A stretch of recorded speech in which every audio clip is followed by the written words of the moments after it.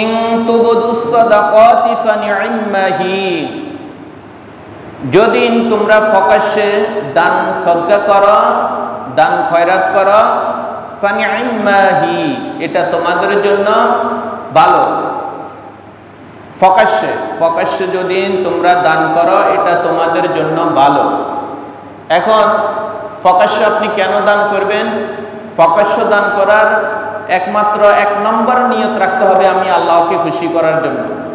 2 নম্বর নিয়ত রাখতে হবে যে আমি দান করতেছি, আমার দেখা দেখি অন্য মানুষও দান করার প্রতি উৎসাহ জন্মবে, তারাও মানুষকে দান করবে, তারাও মসজিদ মাদ্রাসা দান করবে, এতিম অসহায় গরিবদেরকে এভাবে দান করবে।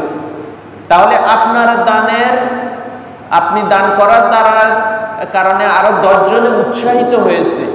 এই উৎসাহিত হবার জন্য এই রকমের প্রকাশ্যে দান করা জায়েজ। আল্লাহ তাআলা বলছে ফানি'ম্মাহি, এটা ভালো কাজ। যদি কেউ উৎসাহ দেওয়ার জন্য মানুষকে আল্লাহর রাস্তায় দান করার ক্ষেত্রে উৎসাহ দেওয়ার জন্য কেউ এই রকমের প্রকাশ্যে দান করে, আল্লাহ তাআলা বলছে ফানি'ম্মাহি, এটা ভালো। তাহলে এই কথা থেকে আমরা বুঝতে পারছি প্রকাশ্য দান করা জায়েজ এবং প্রকাশ্য দান করা এটা ভালো কাজ। তবে আল্লাহ তাআলা বলছেন ওয়া ইন তুকফুহা, আর যদি তোমরা গোপনে দান করো, ওয়া তুতুহাল ফুকারা, এবং যারা গরিব মিসকিন অসহায় ফকির রয়েছে তাদেরকে যদি তোমরা দাও গোপনে, যদি গোপনে তোমরা গরিব মিসকিন অসহায় যারা রয়েছে এদেরকে যদি তোমরা গোপনে দাও, ফাহুয়া খায়রুল লাকুম, এটা প্রকাশ্য দান করার চাইতে উত্তম। প্রকাশ্য দান করা উত্তম, তবে তার চাইতে বেশি উত্তম হচ্ছে যে দানটা আপনি গোপনে দান করবেন। এই গোপনে দান করাটা সবচেয়ে বেশি উত্তম। এই জন্য আল্লাহ তাআলা বলছে ওয়া ইন তুকফুহা, যদি তোমরা এভাবে গোপনে দান করো, ওয়া তুতুহাল ফুকারা, এবং যারা গরিব মিসকিন রয়েছে এই ফকিরদেরকে যদি তোমরা গোপনে দান করো, ফাহুয়া খায়রুল লাকুম, এটা তোমাদের জন্য উত্তম হবে, এটা তোমাদের জন্য কল্যাণ হবে। গোপন দান এটা আল্লাহ তাআলার ক্রোধকে দমায় দেয়। আল্লাহ তাআলা যে রাগ, কোন বান্দার প্রতি যদি রাগ হন, কোন বান্দার প্রতি যদি গোসা হন, যদি ওই বান্দা গোপনে দান করে, আল্লাহ তাআলা ওই বান্দার প্রতি খুশি হয়ে যায়, সুবহানাল্লাহ। এবং গোপন দান জাহান্নামের আযাবকে লাঘব করে দেয়, জাহান্নামের আযাব তার জন্য হারাম করে দেয়।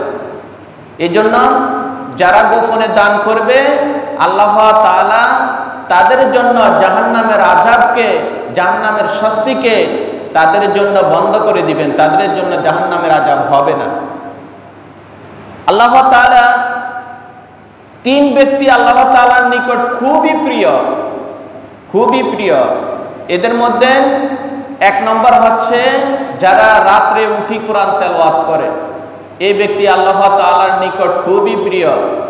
এবং যারা 2 নম্বর হচ্ছে যারা গোপনে দান করে, যারা গোপনে এভাবে দান করবে, এই ব্যক্তিরা আল্লাহ তাআলার নিকট খুবই প্রিয় পাত্র।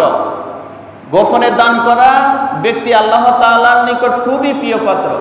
এই জন্য গোপনে দান করতে হবে, গোপনে কোরআন তেলাওয়াত করতে হবে। এই ধরনের ব্যক্তিরা আল্লাহ তাআলার নিকট খুবই প্রিয় পাত্র এরা।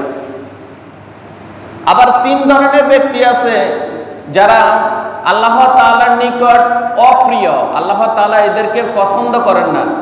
এদের মধ্যে 1 নম্বর হচ্ছে বৃদ্ধ ব্যভিচারী। যে ব্যক্তি বৃদ্ধ বয়সে জেনার কাজে লিপ্ত হয়, এই ব্যক্তিকে আল্লাহ তাআলার নিকট খুবই অপ্রিয়। 2 নম্বর হচ্ছে দাম্ভিক ফকির, যে ফকির কিন্তু তার ভিতরে অহংকার ভরা, এই ধরনের দাম্ভিক ফকির আল্লাহ তাআলার নিকট খুবই অপ্রিয়। আর 3 নম্বর হচ্ছে জালিম ধনী, যে ব্যক্তি জালেম এবং ধনী, এই ব্যক্তি আল্লাহ তাআলার নিকট অপ্রিয়। এই 3 ধরনের ব্যক্তি আল্লাহ তাআলার নিকট অপ্রিয়। তাহলে 3 ধরনের ব্যক্তি আল্লাহ তাআলার নিকট প্রিয়, আবার 3 ধরনের ব্যক্তি আল্লাহ তাআলার নিকট অপ্রিয়। কিয়ামতের ময়দানে মহান রব্বুল আলামিন 7 শ্রেণীর ব্যক্তিকে তার আরশের নিচে ছায়া দিবেন। তার মধ্যে ওই ব্যক্তি আল্লাহ তাআলার আরশের নিচে ছায়া পাইবে যে ব্যক্তি গোপনে দান করেছে, তার ডান হাতে দান করেছে, বাম হাতে টের পায়নি। এই ধরনের ব্যক্তিকে কিয়ামতের ময়দানে আল্লাহ তাআলা এই কঠিন মুহূর্তে আরশের নিচে ছায়া দিবেন। এজন্য এই আয়াতের মধ্যে আল্লাহ তাআলা এই কথাই বলছেন যে তোমরা প্রকাশ্যে দান করো, এটা ভালো, তবে ওয়াইন তুকফুহা ওয়া তুতুহাল ফুকারা, এভাবে গরিব মিসকিনকে গোপনে দান করা, ফাহুয়া খায়রুল লাকুম, এটা তোমাদের জন্য আরো বেশি উত্তম, আরো বেশি ভালো। তাহলে এই আয়াত থেকে আমরা 2টা শিক্ষা নিলাম, প্রকাশ্য দান করা যাইবে, গোপনে দান করা যাইবে, দোনোটা। তবে উত্তম হচ্ছে কোনটা? গোপনে দান করা উত্তম হচ্ছে, গোপনে দান করা। হ্যাঁ, প্রকাশ্য আপনি দিতে পারবেন, তবে গোপনে দেওয়াটা বেশি ভালো, বেশি উত্তম। এখন কেউ যদি এইভাবে গোপনে দান করলে কি লাভ হবে? লাভের কথা আল্লাহ তাআলা বলে দিতেছেন, ওয়া ইউকাফিরু আনকুম মিন সাইয়্যাতিকুম, এর দ্বারা মহান রব্বুল আলামিন ওই ব্যক্তির গুনাহ খাতাগুলোকে ক্ষমা করে দিবেন। তার কোনো অপরাধ করে থাকলে, কোনো গুনাহ করে থাকলে এই দানের বদলতে আল্লাহ তাআলা তাকে ক্ষমা করে দিবেন, আল্লাহ তাআলা তাকে মাফ করে দিবেন। এই জন্য দানের দ্বারা গুনাহ মাফ হবে, দানের দ্বারা আল্লাহ তাআলার ক্রোধ নিয়ন্ত্রণ হয়, দানের দ্বারা আল্লাহ তাআলা আপনার প্রতি রাজি হয়ে যায়, দানের কারণে আল্লাহ তাআলা আপনাকে পরকালে আরশের নিচে ছায়া দিবেন, এই দানের কারণে আল্লাহ তাআলা আপনার উপর থেকে বালা মুসিবত দূর করে দিবেন। এই জন্য আমরা প্রকাশ্য দান করব, গোপনে দান করব, তবে বেশি দান করব গোপনে। দোনো রকমের আমরা এভাবে দান করব। আল্লাহু বিমা তা'মালুনা খাবীর, আমরা যত রকমের কর্ম করি না কেন, সব কর্মের ব্যাপারে আল্লাহ তাআলার খবর রাখেন, তিনি সব ব্যাপারে তিনি অবগত আছেন, সব ব্যাপারে তিনি ভালো করেই জানেন। এখন আমাদের সমাজের মধ্যে যেই এই দানের একটা যে খারাপ প্রভাব আছে, ওই প্রভাবটা আগে নিজের কাছ থেকে দূর করতে হবে। সেটা হচ্ছে লোক দেখানোর জন্য দান। এই দানের ভিতরে রিয়া থাকে, আর রিয়া যাদের ভিতরে দান করার ক্ষেত্রে রিয়া থাকবে, এরা এই দানের কোনো প্রতিদান এরা পাইবে না। যেমন আপনি কাউকে দান করতেছেন, তাকে যে কোনো উপহার দিতেছেন অথবা যে কোনো খাদ্য সামগ্রী দিতেছেন,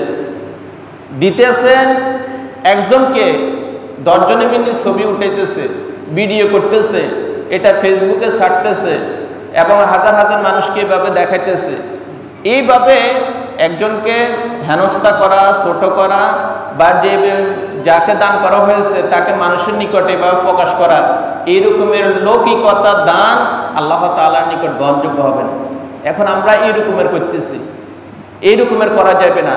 তবে যে যদি না আপনি এই রকমের উৎসাহ দেওয়ার জন্য দান করছেন এবং এটা ফেসবুকে পোস্ট করছেন, তাহলে ওই ব্যক্তির ছবি আপনি দিতে পারবেন না, তার ছবি দিতে পারবেন না। আপনার নিয়ত ঠিক রাখি যদি না আপনি এইভাবে পোস্ট করেন, তাহলে আপনার এই দানের প্রতি মানুষ উৎসাহিত হয়ে ওই ব্যক্তিকে আরো দান করবে। যেমন কোনো ব্যক্তি ক্যান্সারে আক্রান্ত হয়েছে, আপনি যদি তার রোগের কথা উল্লেখ করি বা আমি এত টাকা দিছি আপনারা তার জন্য শরীক হন, এভাবে উল্লেখ করে যদি আপনি পোস্ট করেন, সেটা বৈধ হইতে পারে। কিন্তু আপনি যদি মানুষকে দেখানোর জন্য এভাবে পোস্ট করে থাকেন, ছবি তুলি ফেসবুকে দিতে দেন, আমি অমুকের এত টাকা দিছি, অমুক জায়গাতে এত টাকা দিছি, তাহলে এই লৌকিকতার যে সমস্ত দান, এটা শিরকের আওতায় হয়ে যাবে। এটাকে ছোট শিরক বলে, যেটা রিয়ার আওতা, মানে প্রদর্শনী। আপনি মানুষকে দেখানোর জন্য, মানুষকে খুশি করার জন্য দান করছেন। এখন আমাদের সমাজ থেকে এই ধরনের দান পরিহার করতে হবে। প্রকাশ্য দান করার ব্যাপার আল্লাহ তাআলা নিষেধ করেননি, বরং আল্লাহ তাআলা দান করার জন্য বলছে, তবে আপনার নিয়তটা খালেস রাখতে হবে। যাকে দান করবেন তাকে ছোট করা যাবে না। এখন আপনি কাউকে যদি এই যাকাতের টাকা দেন, জাকাতের টাকা দেন, তাহলে কিন্তু আপনার দায়িত্ব হচ্ছে স্বয়ং তাকে বাড়িতে গিয়ে তার টাকা তাকে পৌঁছাই দেওয়া।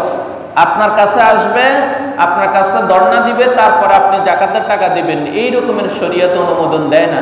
এটা বরঞ্চ আপনার দায়িত্ব। আপনি যদি এটা আদায় না করেন আপনি গুনাহগার হবেন। যে যাকে দান করবেন সে নিলেও তার উপকার হবে, কিন্তু আপনার দায় থেকে আপনি মুক্তি হওয়ার জন্য আপনি তার ঘরে যে তার এই টাকা পৌঁছে দিতে হবে।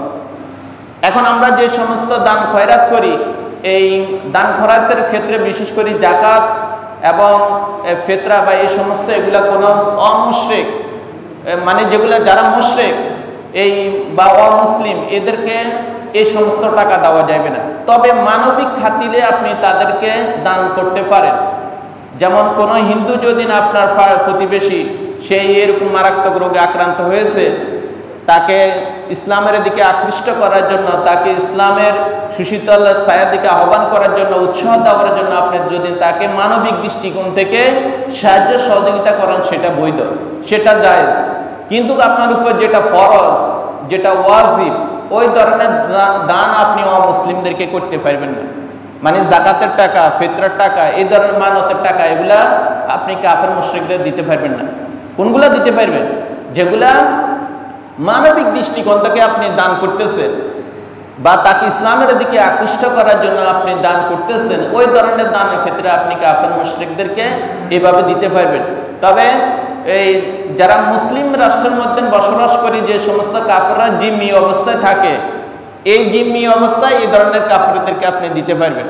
তবে আবার ওই সমস্ত কাফের মুশরিকদের দেওয়া যাবে না যে সমস্ত কাফেররা আপনার ব্যাপারে ষড়যন্ত্র করে বা তারা প্রভাবশালী বা তারা আপনার ক্ষতি করতে পারে, আপনার টাকা পেয়ে সে আরো বেশি আপনার উপর চড়া হইতে পারে, ওই ধরনের কাফের মুশরিকদেরকে দান করা যাবে না। দান করা যাবে শুধু তাদেরকে যারা অসহায়, অমুসলিম, অসহায় এবং দুর্বল, গরিব, তাদের মানে এরকম পরিস্থিতি, খারাপ পরিস্থিতি যদি তারা উপনীত হয়, তখন ওই ক্ষেত্রে আপনি মানবিক দৃষ্টিকোণ থেকে তাকে দান করতে পারেন।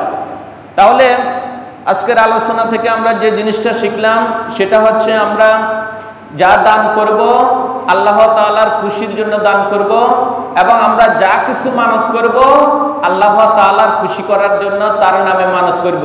কারণ নাম নিয়ে কোনো কিছু মানত করা বৈধ হবে না। বর্তমানে এই রকমের শিরক দেখা যাচ্ছে, অনেকে পীরের নামে মানত করে, মাজারের নামে মানত করে, সেখানে গরু দিয়ে আসে, ছাগল দিয়ে আসে, হাঁস, মুরগি, টাকা পয়সা, এরকমের অনেক কিছু এইভাবে মাজারের মধ্যে পীরের কাছে দিয়ে আসে। এগুলা সম্পূর্ণভাবে শিরক, এগুলো আমরা পরিহার করতে হবে। দ্বিতীয় নম্বর যে শিক্ষাটা আমরা গ্রহণ করব সেটা হচ্ছে, আমরা প্রকাশ্য দান করব এবং অপ্রকাশ্যে দুনো অবস্থায় দান করব। তবে আমরা বেশি বেশি গোপনে দান করার চেষ্টা করব। আর এই গোপনের দান আল্লাহ তাআলার ক্রোধকে নিয়ন্ত্রণ করে দেয়, এবং এই গোপন দানের কারণে আল্লাহ তাআলা বান্দার গুনাহ খাতাগুলো সবগুলা মাফ করে দেন। আল্লাহ তাআলা আমাদেরকে এই দুই আয়াতে যে শিক্ষা দিয়েছেন, আমরা সেইভাবে আল্লাহর রাস্তায় দান করার চেষ্টা করব। আল্লাহ পাক আমাদের সকলকে তৌফিক দান করুন। আমিন। ওয়া মা তৌফিক ইল্লা বিল্লাহ।